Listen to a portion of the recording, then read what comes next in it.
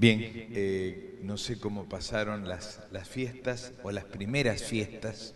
Espero que los hayan pasado bien, por lo menos a ustedes se los ve bien. Se ve que los que no vinieron es porque no la pasaron tan bien. O siguen de fiesta. Lo importante es no si siguen de fiesta, sino que realmente están en relación con Jesús. Y eso es lo más importante. ¿Está bien? El tema de esta noche tiene que ver con el tema que hoy nos toca considerar o nos tocó considerar en la lectura de la Biblia. Ustedes saben que estamos leyendo la Biblia todos los adventistas día por día hasta el primer día del Congreso Mundial, que será de aquí a un año y medio más. Y hoy nos tocaba leer ¿qué capítulo? De paso, vamos a tener que darle más promoción, pero es reavivados por su palabra. O sea, la iglesia a nivel mundial lanzó un programa de leer la Biblia un capítulo por día hasta el momento cuando se inicia el Congreso de la Asociación General, que va a ser la lectura del último capítulo de la Biblia, ¿ya? Y hoy nos toca 1 de Samuel 18. Y si ustedes me permiten, yo me he propuesto, en lo posible, no siempre es posible, en lo posible, que el día que me toque leer o predicar, voy a predicar del capítulo que estuvimos leyendo. Así que hoy nos toca Primera de Samuel 18. ¿Está bien? De paso, justo dio que el miércoles pasado estudiamos David y Goliat, que era 1 de Samuel 17. Pero hoy nos toca 1 de Samuel 18. Así que, si ustedes me permiten, vamos a leerlo. Y de paso, si ustedes no lo pudieron leer, esto forma parte de la lectura del día. Aconteció que cuando hubo acabado de hablar con Saúl, el alma de Jonatán quedó ligada con la de David, y lo amó Jonatán como a sí mismo. Y Saúl lo tomó aquel día y no lo dejó volver a la casa de su padre. E hicieron pacto Jonatán y David, porque él lo amaba como a sí mismo. Y Jonatán se quitó el manto que llevaba y se lo dio a David y otras ropas suyas, hasta su espada, su arco, su talabarte. Y salía David donde quiera que Saúl lo enviaba y se portaba prudentemente. Y lo puso Saúl sobre gente de guerra y era acepto a los ojos del pueblo y a los ojos de los siervos de Saúl. Aconteció que cuando volvían ellos, cuando David volvía de matar al filisteo, salieron las mujeres de toda la ciudad de Israel cantando y danzando para recibir al rey Saúl, con panderos, con cánticos de alegría y con instrumentos de música. Y cantaban las mujeres que danzaban y decían: Saúl hirió a sus miles y David a sus 10.000. Y se enojó Saúl en gran manera y le desagradó este dicho y dijo David: dieron 10.000 y a mí 1.000, no le falta más que el reino. Y desde aquel día Saúl no miró con buenos ojos a David. Aconteció al otro día que un espíritu malo de parte de Dios tomó a Saúl y él desvariaba en medio de la casa. David tocaba con su mano como los otros días y tenía Saúl la lanza en la mano, y arrojó Saúl la lanza diciendo: enclavaré a David en la pared, pero David lo evadió 2 veces.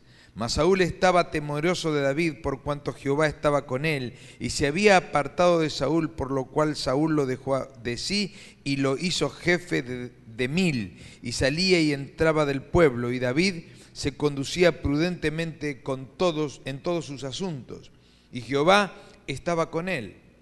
Y viendo Saúl que se portaba tan prudentemente, tenía temor de él. Mas todo Israel y Judá amaba a David, porque él salía y entraba delante de ellos. Entonces dijo Saúl a David: he aquí yo te daré Merab, mi hija mayor, por mujer, con tal que me seas hombre valiente y pelees las batallas de Jehová. Mas Saúl decía: no será mi mano contra él, sino que será contra él la mano de los filisteos. Pero David respondió a Saúl: ¿quién soy yo ¿O qué es mi vida o la familia de mi padre en Israel para que yo sea yerno del rey? Y llegando el tiempo en que Merab, hija de Saúl, se había de dar a David, fue dada por mujer a Adriel, meolatita. Pero Mical, la otra hija de Saúl, amaba a David, y fue dicho a Saúl, y le pareció bien a sus ojos. Y Saúl dijo, yo le daré para que le sea por lazo, y para que la mano de los filisteos sea contra él. Dijo pues Saúl a David por segunda vez, tú serás mi yerno hoy. Y mandó Saúl a sus siervos, hablad en secreto a David diciendo, y aquí el rey te ama, y todos sus siervos te quieren bien, sé pues yerno del rey. Los criados de Saúl hablaron estas palabras a los oídos de David, y David dijo, ¿os parece a vosotros que es poco ser yerno del rey, siendo yo un hombre pobre y de ninguna estima? Y los criados de Saúl le dieron la respuesta, diciendo, tales palabras ha dicho David. Y Saúl dijo, decid así a David, el rey no desea la dote, sino siempre pucios de filisteos, que sean tomada venganza de los enemigos del rey. Pero Saúl pensaba hacer caer a David en manos de los filisteos. Cuando sus siervos declararon a David estas palabras, pareció bien la cosa a los ojos de David para ser yerno del rey. Y antes que el plazo se cumpliese, se levantó David y se fue con su gente y mató a 200 hombres de los filisteos. Y trajo a David los prepucios de ellos y los entregó todos al rey, al fin de hacerse yerno del rey. Y Saúl le dio su hija Mical por mujer, pero Saúl, viendo y considerando que Jehová estaba con David y que su hija Mical lo amaba, tuvo más temor de David, y fue Saúl enemigo de David todos los días. Y salieron a campaña los príncipes de los filisteos, y cada vez que salían David tenía más éxito que todos los siervos de Saúl, por lo cual se hizo de mucha estima su nombre. ¿Será que en esta noche hay un mensaje para nosotros en este capítulo?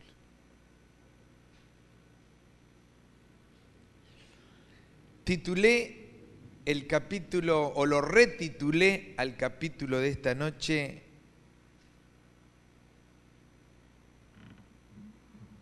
De la luz a las tinieblas.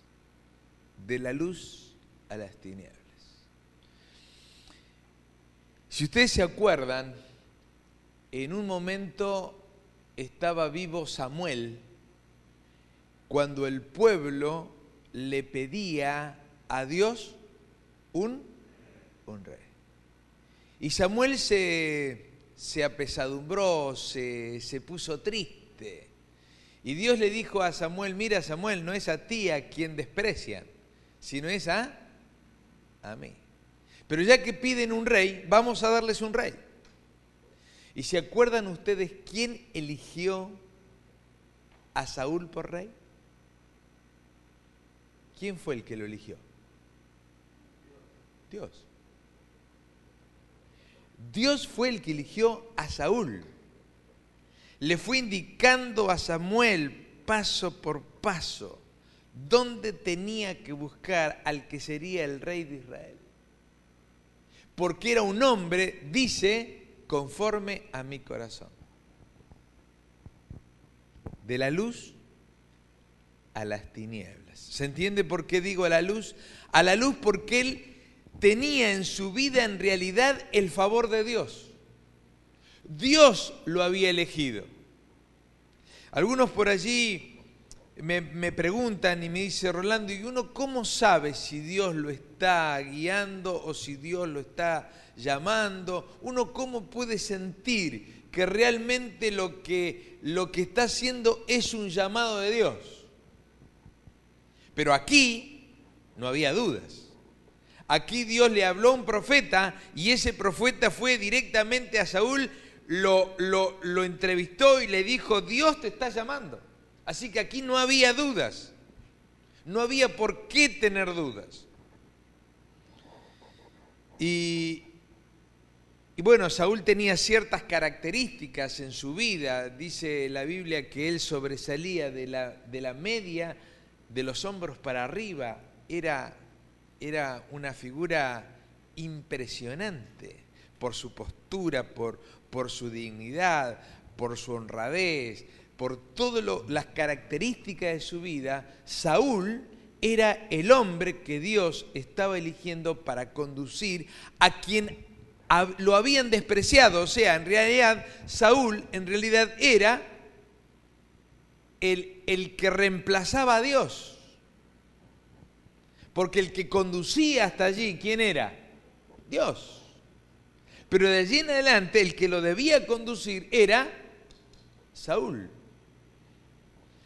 Claro que las características que tenía Saúl eran todas las características que Dios esperaba que un hombre tuviera cuando dirigía a su pueblo. Y hubo algo muy interesante al principio de todas las cosas.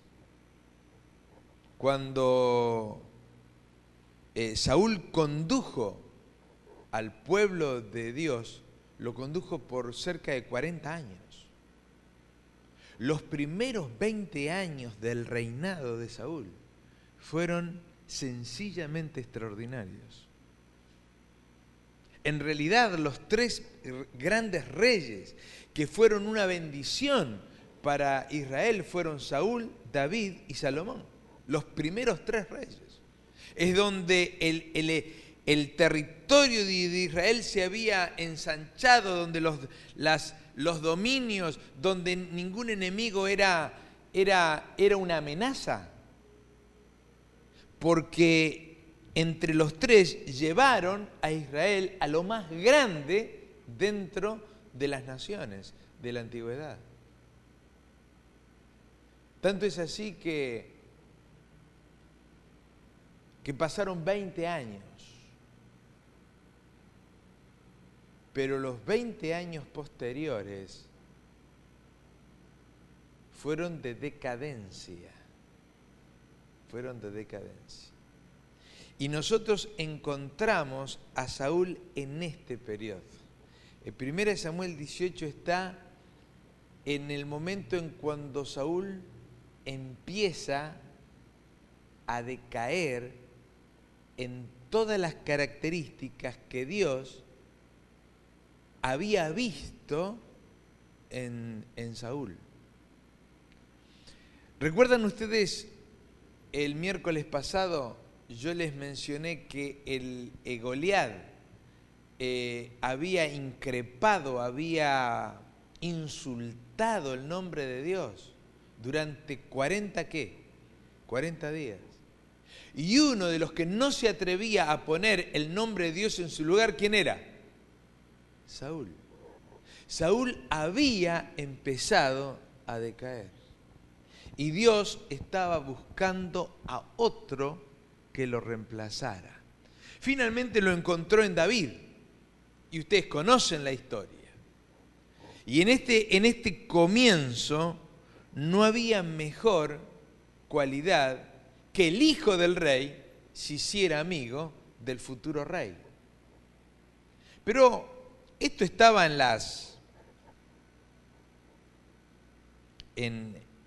la idea de una relación hermosa, plena y satisfactoria.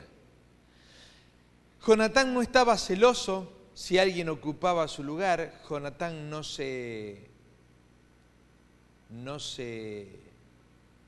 enojaba porque alguien ocupara su lugar de futuro rey. A lo que Jonatán le interesaba era la amistad de David, nada más. Y dice que lo amó como a sí mismo. Aquí podríamos tocar solamente el tema de la amistad entre 2 personas. Pero a mí me gustaría tocar aquí en la vida de David la pureza de alma que tenía Jonatán al poder relacionarse con David.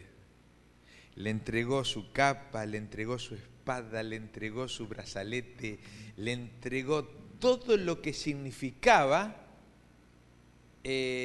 una posesión de futuro rey. Porque lo que él tenía era las características de ser el sucesor del rey. Y Jonatán, de motus propio, se lo entregó. Hay otra lección en la Biblia que me llama poderosamente la atención y que son paralelas a estas, y es el tema de Juan el Bautista. Estaba el rey que vino a ser bautizado, y Juan el Bautista le dice: yo necesito ser bautizado por ti y tú vienes a mí. Jesús le dijo: deja.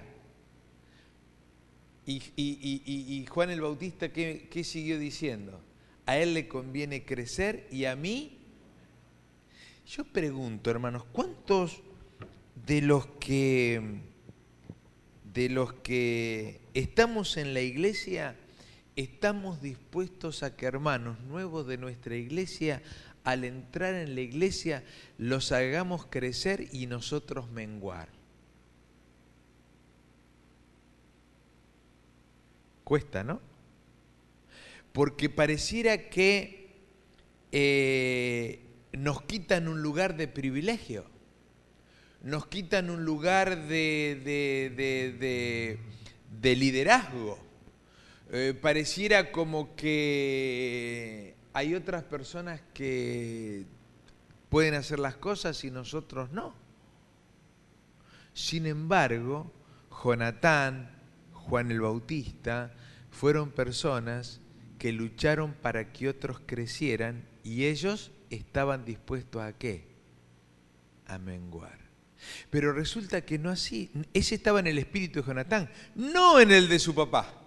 El de su papá decía: David mató a sus 10.000 y Saúl a sus 1.000. ¿Cómo? Y si a este lo único que le falta es el reino. Sí, Dios lo había elegido para eso. Ya Dios lo había ungido como rey. Y sin embargo, Saúl no estaba dispuesto a escuchar la voz de Dios.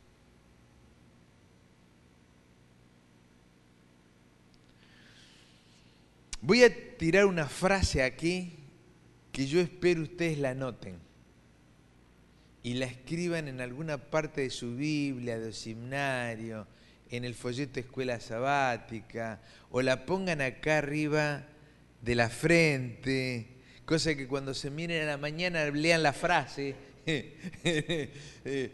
Hay unas lapiceras ahora, ustedes saben que hay unas lapiceras que usted puede escribir acá o acá en la mano y no se ve nada, usted escribe y no. Pero si usted la pone debajo de una luz negra, usted tiene escrita la mano. Eso pasa en Walt Disney. Usted va a Walt Disney, a los parques de Walt Disney. Uy, se me olvidé algo en el auto, necesito salir al estacionamiento. Dice, entonces agarra y le ponen un sello. Usted se mira la mano, no tiene nada. Dice, pero no me puso ningún sello. Usted vaya, le dice, vaya tranquila. Y cuando usted vuelve el auto, puede buscar lo que se olvidó, y usted pone la mano debajo de un aparato y ahí aparece el sello. Bueno, ese tipo, ¿no? ¿Cuál es la frase, hermanos? La iglesia la conduce Dios, aunque en el trono esté Saúl. ¿Se entiende la frase? La iglesia la conduce Dios, aunque en el trono esté el pastor Giglietti. Vamos a ponerla más moderna. la frase. Hermanos queridos, si nosotros olvidamos esta premisa, vamos a ser presa de los sentimientos de celos, envidias, resquemores, quejas, sentimientos negativos, que son propios, por otro lado, del corazón humano. Son propias de mi naturaleza. Yo soy así, soy de quejarme, soy de ver lo negativo, soy de que me molesta que me quiten mi lugar, no estoy dispuesto a que otro ocupe mi silla.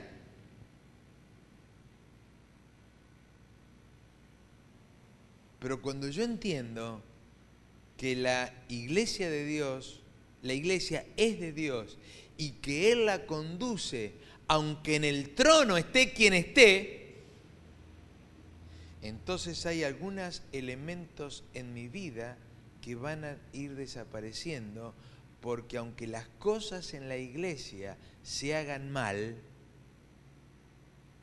Dios dirige a su iglesia. ¿Es claro esto?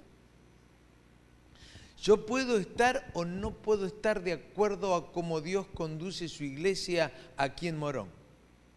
Yo puedo estar de acuerdo o en desacuerdo de cómo Dios conduce la iglesia en Buenos Aires, en la bonaerense. Yo puedo estar en desacuerdo de cómo Dios conduce su iglesia en la Unión Argentina.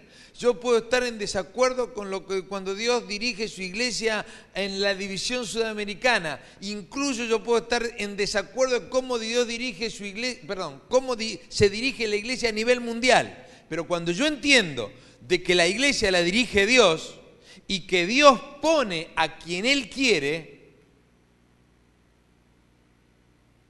yo voy a entender de que Dios va a poner todo finalmente en su lugar, tarde o temprano.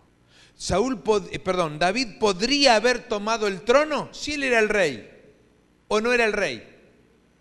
Dios ya no estaba ungido, no lo había ungido Samuel. Podría haber tomado el reino. Sin embargo, ustedes van a ver que capítulos más adelante, David, en vez de matar al rey, le dice: ¿cómo yo pondría mi mano sobre el ungido de Jehová? Y aún así, siendo rey, teniendo la posibilidad de eliminar al rey, David no lo hizo. No lo hizo porque David entendía que el que debía ponerle la mano encima a Saúl era Dios y no él. Y entonces encontramos que el comportamiento de David era de acuerdo al corazón de Dios. Porque donde David iba se portaba, ¿qué cosa? Dice la Biblia, prudentemente.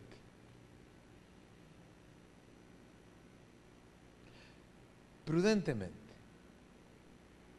Mateo capítulo 24, versículo 42 dice: velad pues, porque no sabéis a la hora que ha de venir vuestro Señor. Pero si supiera a qué hora vendría el Señor, velaría y no dejaría minar su casa. Por tanto, estad preparados, porque el Hijo del Hombre vendrá a la hora que no pensáis. ¿Quién es el siervo fiel? Acá está. ¿Quién era el que conducía la vida de David? El Espíritu Santo. ¿Podía de alguna forma David portarse distinto? ¿Ser diferente? No. Porque si el Espíritu Santo y Dios dirigía su vida, él no podía portarse de otra forma. Él no podía portarse de otra forma. Él tenía que portarse prudentemente. Y no solamente dice la Escritura que se portaba prudentemente, sino que el versículo 14, y David se conducía. No solamente se portaba. Portarse prudentemente es en una cierta ocasión, en un momento específico, uno se porta prudentemente. Pero cuando uno se conduce prudentemente, está hablando de una línea de tiempo. O sea, todo el día David se conducía, ¿qué cosa? Prudentemente. Pero me gusta más lo que dice la última parte del versículo. Y Jehová estaba con él. Acá está el secreto de la vida de David. Si la comparamos con la vida de Saúl, de la luz, de ser todo lo que Dios necesitaba, tener las características que Dios quería, a descender al valle de la oscuridad y de la muerte, encontramos de que Dios reemplaza a las personas. No porque Dios quiera cambiarla, sino porque caemos de la gracia de Dios. Y no porque Dios quiera. Caemos de la gracia porque nosotros no estamos haciendo las cosas correctamente. Saúl formaba parte del corazón de Dios, pero en cierto momento dejó de vivir a la altura de lo que Dios deseaba. Y cuando eso ocurrió y el corazón de David se cambió, Dios buscó a otro. Dios buscó a otro.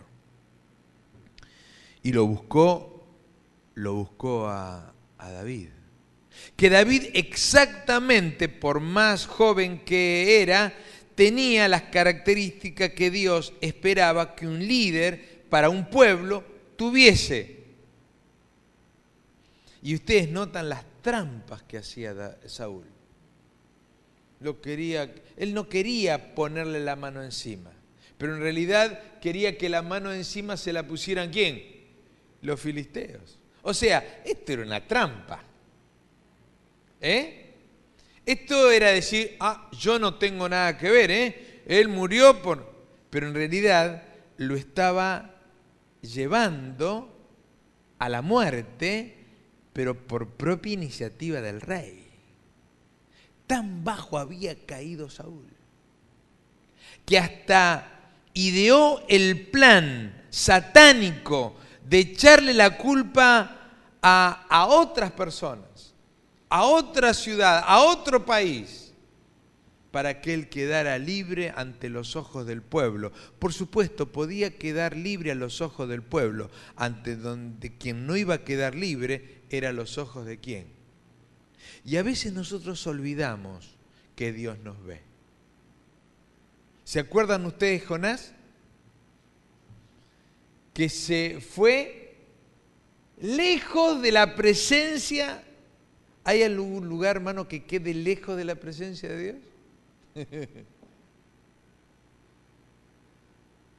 Y a veces nosotros perdemos la distancia, perdemos la sensibilidad de captar de que Dios lo mira todo.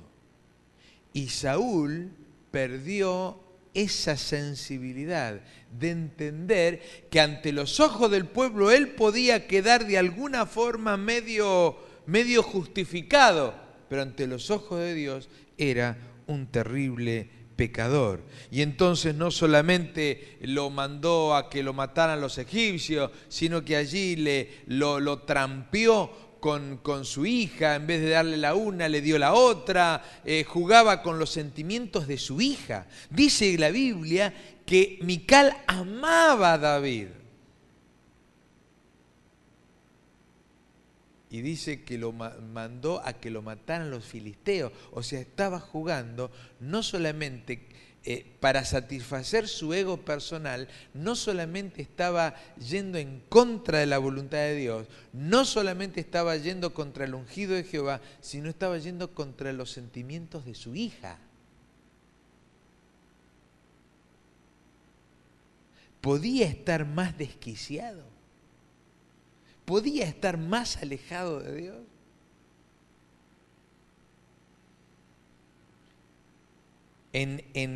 En comparación, Saúl se iba hundiendo.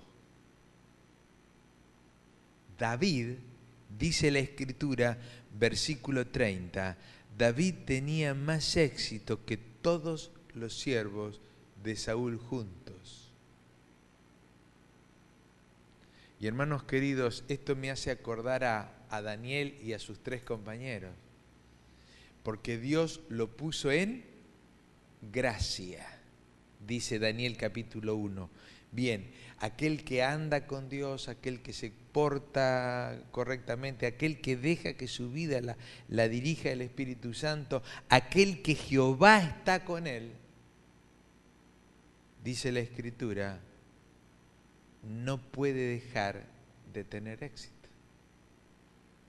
El éxito forma parte de todos los hijos de Dios, porque la senda del justo es como la luz de ¿qué? De la aurora, que va en aumento hasta que el día es perfecto. El miércoles que viene será Año Nuevo. Así, ¿no? ¿Digo bien? Hermanos queridos, que nuestra vida desde ahora en adelante puede ir creciendo.